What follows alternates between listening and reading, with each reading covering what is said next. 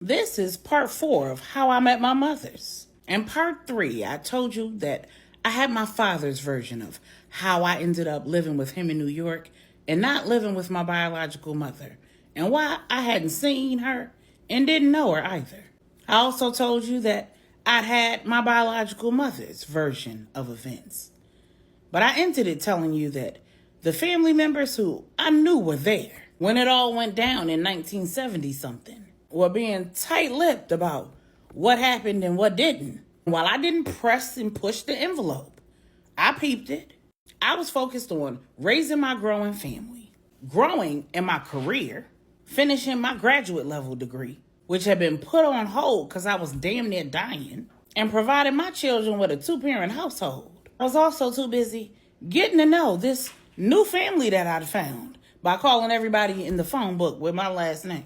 And for the most part, they all seemed earnestly receptive. If I'd found nothing else, I'd found the auntie of my heart, my favorite auntie. And I'm not embarrassed to call her that. My Aunt Charlene is the love of my life, honey. She loved me down bad. And it was clear that she'd loved me my whole life. She welcomed me in with open arms and did not let go. And I ain't let go of her either. Please don't play with my Aunt Charlene. I just need you to understand that I will put hands and feet on you behind my auntie, okay? My auntie is in a wheelchair.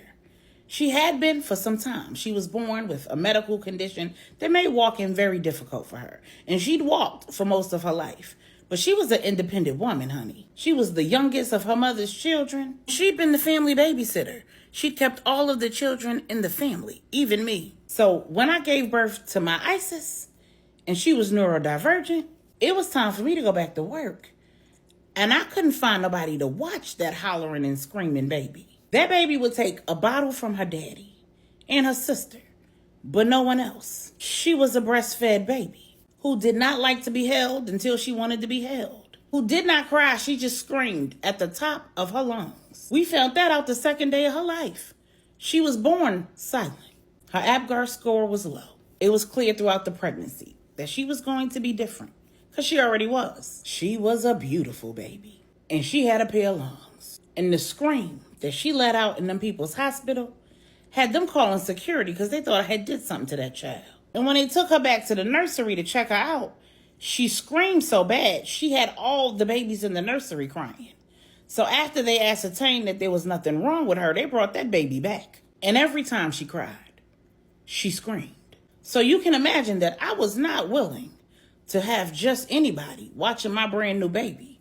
At 7 weeks old, it was time for me to go back to work.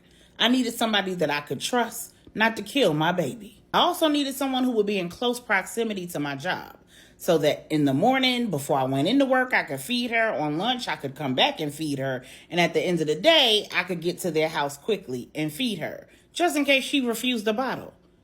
And she did just that. My Aunt Charlene agreed to keep her, and for the first week back at work, Isis refused to take a bottle and scream bloody murder from the time that I left her till the time I came back at lunch, from the time I left her at lunch until the time that I came back to get her at 5:15. And Aunt Charlene thugged it out. She took excellent care of my baby. And when I had my sunshine, she took excellent care of him too. So from the time that I found out that I was pregnant to Isis was a year and a half. I've been building relationships with my maternal family, my sister, my biological mother, my stepfather, my aunts, my cousins, my one uncle, and it was certainly not easy. We were from different worlds. I grew up in New York City and they grew up in the South. In addition, we all had different family dynamics, different levels of education, very different life experiences. We were all at different places in our careers, in our romantic relationships, in our relationships with God. And I was trying to build a relationship with people who hadn't been where I'd been, seen what I'd seen, or experienced what I'd experienced. And I'd experienced some traumatic things. So I can only imagine that for my biological mother, a lot of that had to be hard to hear. But to know me, really know me, it had to be heard. What's important to note, and what I stressed to her, was that I didn't blame her for any of the things that I experienced. I never felt like, oh, if I had my biological mother, I wouldn't be going through this. Oh, if I had my biological mother, I would have more of this, or I would have less of that, or this wouldn't be happening, or I wouldn't be in this situation. I never felt like that. The mind is a peculiar muscle, and my mind has always worked in the realm of reality. It did not take long for me to figure out that I had to have the experiences that I had. I had to survive the traumas, and I also had to have the positive experiences as well, and meet and love and be known by the people who were intricate parts of my life in order to become who I was and who I was becoming.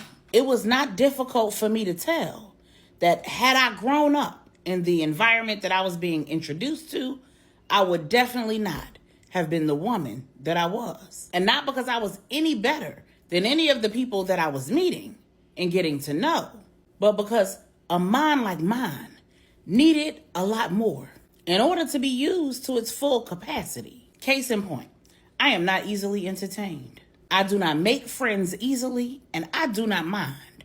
My grandmother used to say that about me as a child. I'm not easily impressed or fooled, and my identity isn't dependent on my connections with others. I can be alone for a week with no social interaction, but at the same time, I've been in nearly 40 U.S. states. I've been to multiple countries. I'm a geography and history buff, and I know more about most things than most people will ever know. And I'm not bragging. I'm just saying. Small town America is perfect for me as an adult.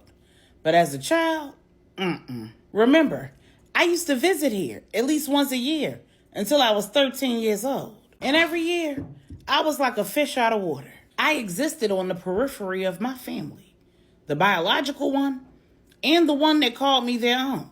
I have always and will always be an anomaly. I'm an acquired taste. My pure existence rubs people the wrong way.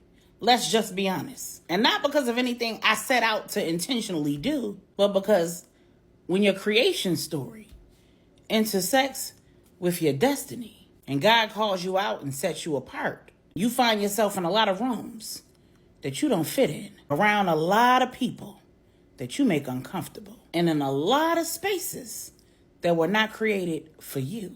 And no matter how uncomfortable, how ill-fitting, you gotta wear them shoes. And you gotta make it look easy. You gotta set your personal feelings aside.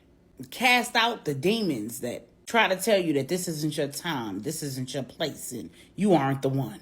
You have to look inside for identity, for purpose. And you have to accept that you live in a world that wasn't created with you in mind, but you absolutely belong in it. And when you're like me and you walk into rooms with the kind of confidence that I have and the self-esteem that I have, you can rub some folks the wrong way and highlight their insecurities and shed a light on the lies they tell.